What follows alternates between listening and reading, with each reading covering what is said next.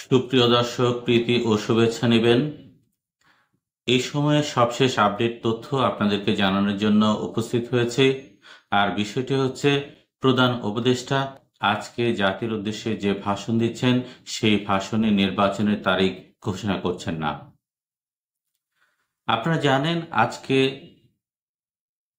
আওয়ামী লীগ সরকারের পদত্যাগের বর্ষপূর্তি উপলক্ষে রাত 8টা 20 মিনিটে জাতির উদ্দেশ্যে অন্তর্বর্তী সরকারের প্রধান উপদেষ্টা নোবেল বিজয়ী অধ্যাপক মোহাম্মদ ইউনূস জাতির উদ্দেশ্যে এই ভাষণ দেবেন। ভাষণে জাতির প্রত্যাশা ছিল যে প্রধান উপদেষ্টা হয়তো নির্বাচনের তারিখ ঘোষণা করবেন, কিন্তু বিভিন্ন সূত্র থেকে আলাপ আলোচনার মাধ্যমে জানা গেল যে প্রধান উপদেষ্টা নির্বাচনের সুস্পষ্ট কোনো তারিখ ঘোষণা করছেন না।